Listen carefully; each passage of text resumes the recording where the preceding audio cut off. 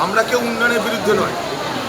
ভারতবর্ষের কংগ্রেস কখনো বলেনি যে আমরা উন্নয়ন চাই না, কারণ এই ভারতবর্ষের যা উন্নয়ন স্বাধীনতার পর থেকে কংগ্রেসের দ্বারাই হয়েছে। পশ্চিমবঙ্গের উন্নয়নের ধারা শুরু করেছিল কংগ্রেস, পশ্চিমবঙ্গের উন্নয়নের যাত্রা শুরু হয়েছিল বিধানচন্দ্র রায়ের হাত ধরে। তাই কংগ্রেস কখনো এমন কাজ করবে না যে কাজে উন্নয়ন বাধাপ্রাপ্ত হয়। কিন্তু উন্নয়নের নামে আজকে পশ্চিমবঙ্গের লুটেরাদের যে রাজত্ব চলছে, পশ্চিমবঙ্গে যে প্রমোটারদের রাজত্ব চলছে, আমরা তার বিরুদ্ধে। ভাঙড়ে কী হয়েছে? ভাঙড়ে জমি অধিগ্রহণের নামে সেখানে বড় বড় আবাসন প্রকল্পের জমি লুট করে নেওয়া হয়েছে গরিব কৃষকের কাছে। তাদের মাথায় বন্দুক ধরে সেই জমি কেড়ে নিয়েছে তৃণমূলের নেতা নেত্রীরা, আমরা না। তাই সেখানকার মানুষ প্রতিবাদ করছে। তারা বলছে আমাদের মাথার ঘাম পায়ে ফেলে যে জমি আমরা চাষ করেছি সেই জমি আমাদের কাছে জোর করে কেড়ে নিচ্ছে, সেইটাকে রুখতে চাইছি আমরা। তার মধ্যে কোনো অন্যায় কিছু দেখছি না আমরা। বাকি যেগুলো পাওয়ার গ্রিড কর্পোরেশন নিয়ে যদি যা কিছু বিতর্ক, যা কিছু সন্দেহ, এলাকার মানুষের যা কিছু আশঙ্কা, সে আশঙ্কা সন্দেহ মেটানোর দায়িত্ব কার? রাজ্য সরকারের। কারণ পাওয়ার গ্রিড কর্পোরেশন কেন্দ্রের প্রকল্প, রাজ্যের অধীনে এলাকায় হচ্ছে, সেখানে তো রাজ্যকে এবং কেন্দ্রকে এগিয়ে এসে সেই এলাকার মানুষের মধ্যে যা প্রশ্ন, যা সন্দেহ, যে বঞ্চনা, তার জবাব তাদেরকে দিতে হবে।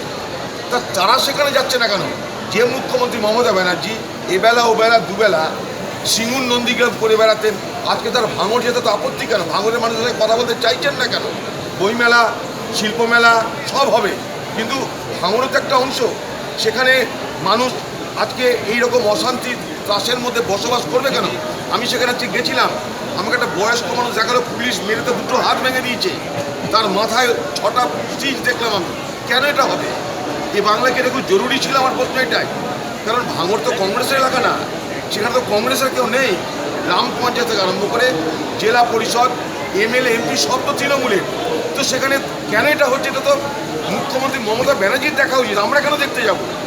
উনি সেটা দেখছেন না বলে আমাদের যেতে হচ্ছে দেখতে। সিঙ্গুর নন্দীগ্রাম করে উনি ক্ষমতায় চলে এলেন, আজ গরিব কৃষকদের কথা ভুলে গেলেন।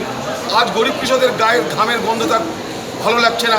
আজ আজ আলোর রোশনাই, আজ আতরের গন্ধে তিনি শিল্পপতিদের সঙ্গে সেমিনার করতে ভালোবাসছেন। না আসছে শিল্প, না হচ্ছে কৃষি, এই বাংলা দুরবস্থার শেষ নেই।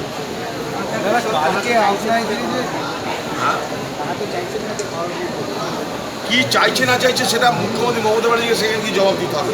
কারণ মুখ্যমন্ত্রী নিজে বলেছেন আমি পাওয়ার গ্রিড করবো না, অন রেকর্ড তিনি টুইটে বলেছেন আমি পাওয়ার গ্রিড করবো না, যদি কৃষক না চায় কিছু হবে না। আমি তো বলিনি, মুখ্যমন্ত্রী বলছে। রাজ্যপাল তো মুখ্যমন্ত্রী সরকারের দেওয়া ভাষণ করে।